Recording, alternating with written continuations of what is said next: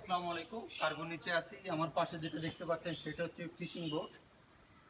Kaptai lake থেকে মাছ আহরণ করে যে বোটগুলো, তার মধ্যে একটা দীর্ঘদিন বন্ধ ছিল। বিশেষ করে 3 মাস তো বন্ধই ছিল, অকেজো ছিল, যেহেতু কাপ্তাই লেকের মধ্যে প্রায় 3 মাস মৎস্য আহরণ বন্ধ থাকে মাছের বংশবৃদ্ধির জন্য। এখন এই মাসের 1 তারিখ 2 তারিখে অবশ্যই মাছ মারা যেটা বন্ধ ছিল, নিষেধাজ্ঞা, সেটা তুলে ফেলা হয়েছে। আবার নতুন করে মৎস্যজীবীরা মাছের জন্য যাবে লেকের পানিতে এবং কর্ণফুলীর পানিতে, আবার নৌকা ভাসাবে। তো এটা হচ্ছে যে এই যে 3-4 মাস বন্ধ ছিল, এই 3-4 মাস অকেজো পড়ে থাকার কারণে কিন্তু একটা এফেক্ট হচ্ছে এই ভোগটাতে, এবং সেটা মেরামত করার জন্য কিন্তু এখানে রাখা হয়েছে। এটা মেরামত করেই আবার নদী নদীতে এবং লেকের পানিতে ছাড়া হবে। এদিকে একটু দেখায়, বিশেষ করে এক তো বর্ষা, দ্বিতীয়ত বসে থাকা।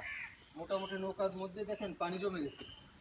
নৌকাটা তোলা হয়েছে, নৌকাটা লেক থেকে এবং নদী থেকে তোলা হলেও নৌকাটা মোটামুটি অবস্থা খুবই খারাপ। এটা সার্ভিসিং করে আবার মৎস্যজীবীরা নদীতে বা লেকে পাঠাবে, আবার মৎস্য আহরণ শুরু করে আপনারা কাপ্তাই লেকের মজার মজার মাছগুলো আবার খেতে পারবেন।